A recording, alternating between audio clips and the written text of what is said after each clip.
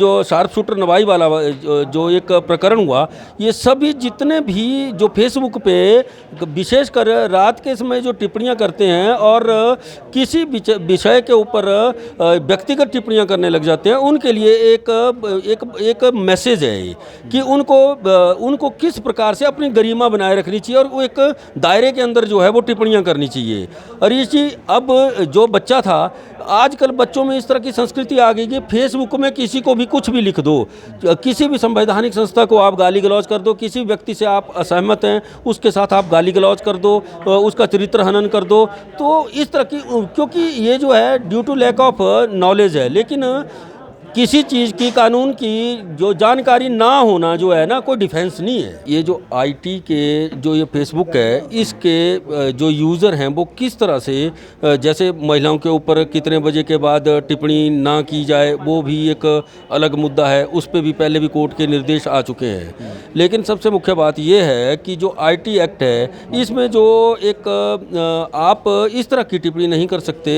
आपकी व्यक्तिगत स्वतंत्रता तो है, लेकिन आपकी व्यक्तिगत स्वतंत्रता किसी अन्य की जो व्यक्तिगत स्वतंत्रता और किसी अन्य जो व्यक्ति है उसका चरित्र हनन का माध्यम ना बन जाए। इस चीज़ को देखना जो है वो एक तो फेसबुक के यूज़र हैं उनका काम है, दूसरा पुलिस जो है अगर इस तरह का कोई काम करता है तो आईटी एक्ट के जो विभिन्न प्रावधान हैं उनमें जो है मामला दर्ज करके जो है वो माननीय न्यायालय में इसको पुट कर सकती है। हालांकि देखिए, एक हिमाचल प्रदेश के प्रतिष्ठित अखबार और एक हमारे नेशनल अखबार, वहाँ पर जब खबर लगाई जाए तो वहाँ पर यही लिखा गया फेसबुक यूज़र, और उस शार्प शूटर नबाई वाले का फोटो नहीं लगाया गया। किसी भी नेशनल चैनल की अगर हम बात करें तो फोटो किसी पे पर भी नहीं दिखाया गया, परंतु जो हिमाचल के प्रतिष्ठित अखबार हैं, चाहे हम बड़े बड़े चैनलों की बात करें, वहाँ पर इस व्यक्ति का फोटो भी लगाया गया। हालांकि मैटर इन्वेस्टिगेटिंग एजेंसी के पास है। तो आप क्या करते हैं कि इस मामले में भी कहीं ना कहीं जो मीडिया का रोल था वो कहीं ना कहीं गलत था?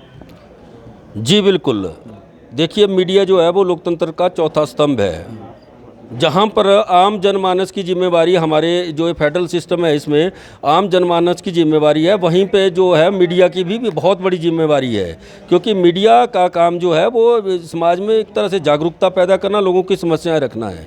लेकिन किसी को टीआरपी के लिए जब तक इन्वेस्टिगेशन नहीं होती है तब तक आप उन चीज़ों को, जिस प्रकार का ये प्रकरण ये जो अपने news channel, local news channel और मीडिया हाउसेज हैं इन्होंने प्रकट किया, ये बिल्कुल गलत है। क्योंकि जब तक इन्वेस्टिगेशन प्रॉपर नहीं होती, क्योंकि तब तक जो है इन चीज़ों को जो है डिस्क्लोज नहीं किया जा सकता।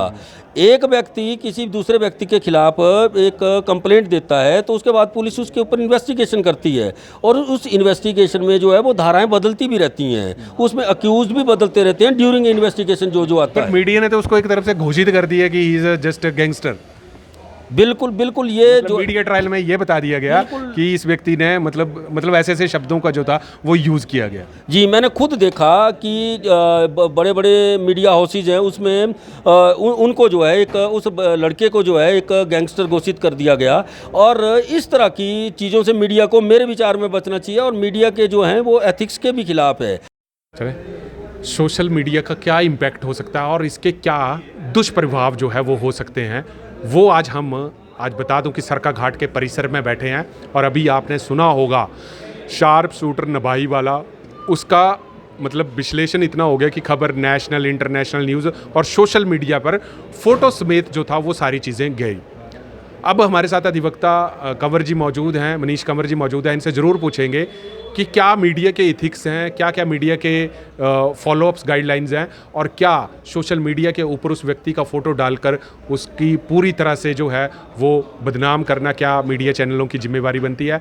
और सोशल मीडिया पर अगर हम आम यूज़र की बात करें तो क्या आम यूज़र भी आज के बाद कोई कमेंट जब फेसबुक पर किसी ऊपर करता है उसका क्या दुष्प्रभाव हो सकता है। सर, सबसे पहले मैं आपसे सीधा प्रश्न पूछूंगा कि जब भी कोई व्यक्ति फेसबुक के ऊपर कमेंट करता है, अश्लील कमेंट करता है, भद्दा कमेंट करता है, जान से मारने वाला कमेंट करता है, तो आईटी के ऐसे कौन कौन से सेक्शन हैं जिसके तहत जो है उस व्यक्ति को सजा हो सकती है? ऋषि, जब भी कोई व्यक्ति सोशल मीडिया पे कमेंट करता है, आईटी एक्ट के 66, 67 और भी बहुत से सारे जिस प्रकार से वो टिप्पणियाँ करता है, के तहत जो है वो मामला दर्ज हो सकता है। उसके पश्चात उसका एक्ट एंड कंडक्ट क्या है, उसके पश्चात अनुसार जो है वो बीएनएस में भी हो, साथ में जो है मुकदमा दर्ज हो सकता है। मैं अगली चीज़ पूछूंगा, क्योंकि देखिए हम आप खुद एक अधिवक्ता हैं, पुलिस में लगातार ऐसे कई मामले आते हैं जहां पर एफआईआर सबमिट हो जाती है और मुद्दे यहां पर यही गिनाए जाते हैं कि देखिए मेरे को फेसबुक पे ये कहा गया, मेरे को अश्लील किया गया, महिलाओं की बात करें, पुरुषों की बात करें, पूरे देश में ऐसी ऐसी घटनाएं होती हैं। तो पुलिस इन चीज़ों को कैसे देखती है और आप एक अधिवक्ता होने के बाद कैसे इन केसों को जो है डील करते हैं? देखिए हरीश जी, पहले तो इसमें सुप्रीम कोर्ट्स और अन्य कोर्ट्स जो है उनकी गाइडलाइन भी आ चुकी हैं कि ये जो आईटी के जो ये फेसबुक है, इसके जो यूज़र हैं वो किस तरह से जैसे महिलाओं के ऊपर कितने बजे के बाद टिप्पणी ना की जाए, वो भी एक अलग मुद्दा है, उस पर भी पहले भी कोर्ट के निर्देश आ चुके हैं।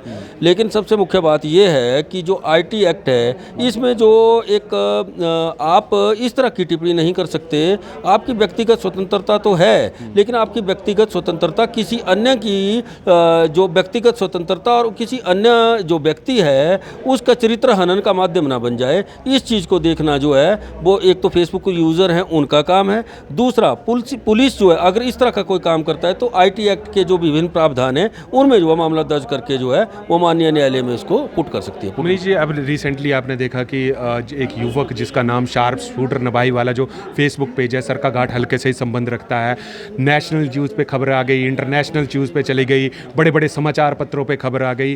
परंतु ये चीज़ बताइए कि अब ये जो केस इस बच्चे के ऊपर हुआ है, हालांकि हम और आप भी जानते हैं, तो आगे क्या सज़ा का जो है प्रावधान हो सकता है? पुलिस किन किन कैसे कैसे जो है आगे इसके ऊपर काम करेगी? देखिए हरीशी, सबसे पहले तो ये प्रकरण हुआ शार्प शूटर नवाई वाला, उसका मैंने भी फेसबुक पे उस जो बच्चा है उसकी टिप्पणियाँ देखी हैं। मेरा मानना है कि ये ठीक है कि उस बच्चे ने जो टिप्पणियाँ की हैं, जैसे तलवारों की कुछ इस तरह से बात की हुई है, और जहाँ तक हम उस बच्चे को जानते हैं तो हो सकता है वो राजनीतिक तलवारों की बात भी कर रहा हो।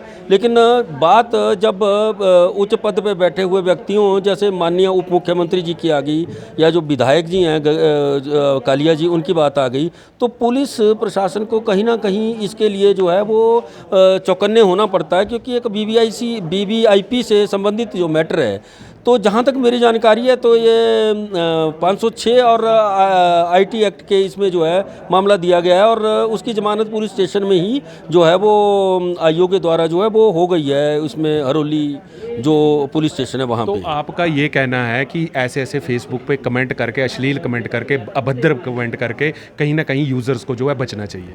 जी बिल्कुल, मैं ये कहना चाहूँगा कि ये जो अभी जो ये तथ्य हुआ, ये जो शार्प शूटर नवाई वाला जो एक प्रकरण हुआ, ये सभी जितने भी जो फेसबुक पे विशेषकर रात के समय जो टिप्पणियाँ करते हैं और किसी विषय के ऊपर व्यक्तिगत टिप्पणियाँ करने लग जाते हैं, उनके लिए एक मैसेज है ये कि उनको किस प्रकार से अपनी गरिमा बनाए रखनी चाहिए और वो एक दायरे के अंदर जो है वो टिप्पणियाँ करनी चाहिए।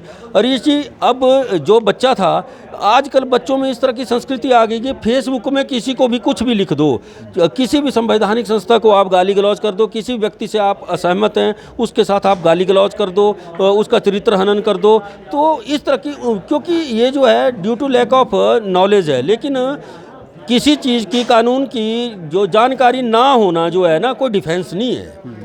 और दूसरी बात, इस बच्चे का देखा कि वो सूखा कालों का उसने वो डीपी भी लगाई हुई थी, नाम शार्प शूटर नवाई वाला। तो इस तरह की जो कार्यकारियाँ, और ये राष्ट्रीय मुद्दा तक बन गया मीडिया में जाके, तो इस प्रकार की जो टिप्पणियाँ हैं उनसे बचना चाहिए मेरे विचार में। मैं अगला प्रश्न पूछूंगा। हालांकि देखिए, एक हिमाचल प्रदेश के प्रतिष्ठित अखबार और एक हमारे नेशनल अखबार, वहाँ पर जब खबर लगाई जाए तो वहाँ पर यही लिखा गया फेसबुक यूज़र, और उस शार्प शूटर नवाई वाले का फ़ोटो नहीं लगाया गया। किसी भी नेशनल चैनल की अगर हम बात करें तो फ़ोटो किसी पेपर भी नहीं दिखाया गया। परंतु जो हिमाचल के प्रतिष्ठित अखबार हैं, चाहे हम बड़े बड़े चैनलों की बात करें, वहाँ पर इस व्यक्ति का फ़ोटो भी लगाया गया। हालांकि मैटर इन्वेस्टिगेटिंग एजेंसी के पास है। तो आप क्या करते हैं कि इस मामले में भी कहीं ना कहीं जो मीडिया का रोल था वो कहीं ना कहीं गलत था? जी बिल्कुल, देखिए मीडिया जो है वो लोकतंत्र का चौथा स्तंभ है, जहाँ पर आम जनमानस की जिम्मेवारी, हमारे जो ये फेडरल सिस्टम है इसमें आम जनमानस की जिम्मेवारी है, वहीं पे जो है मीडिया की भी बहुत बड़ी जिम्मेवारी है। क्योंकि मीडिया का काम जो है वो समाज में एक तरह से जागरूकता पैदा करना, लोगों की समस्याएं रखना है। लेकिन किसी को टीआरपी के लिए जब तक इन्वेस्टिगेशन नहीं होती है तब तक आप उन चीज़ों को, जिस प्रकार का ये प्रकरण ये जो अपने news channel, local news channel और मीडिया हाउसेज हैं इन्होंने प्रकट किया, ये बिल्कुल गलत है। क्योंकि जब तक इन्वेस्टिगेशन प्रॉपर नहीं होती, क्योंकि तब तक जो है इन चीज़ों को जो है डिस्क्लोज नहीं किया जा सकता। एक व्यक्ति किसी दूसरे व्यक्ति के खिलाफ एक कंप्लेंट देता है तो उसके बाद पुलिस उसके ऊपर इन्वेस्टिगेशन करती है, और उस इन्वेस्टिगेशन में जो है वो धाराएं बदलती भी रहती हैं, उसमें अक्यूज भी बदलते रहते हैं ड्यूरिंग इन्वेस्टिगेशन जो आता है। मीडिया ने तो उसको एक तरफ से घोषित कर दिया कि he is just a gangster.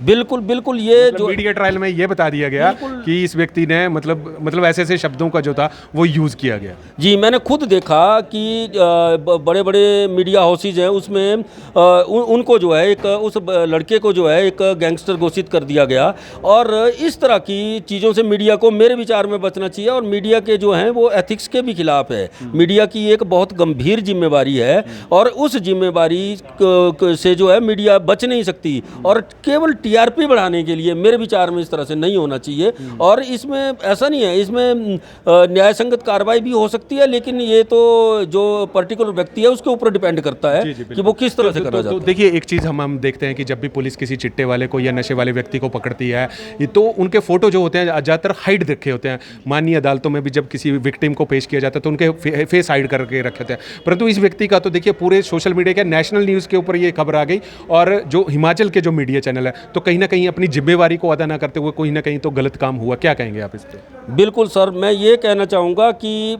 जहाँ पर आपके अधिकार हैं वहाँ आपके उत्तरदायित्व भी हैं। मीडिया के पास बहुत अधिकार हैं, लेकिन कहीं ना कहीं उत्तरदायित्व भी है, एक सामाजिक जिम्मेवारी भी है।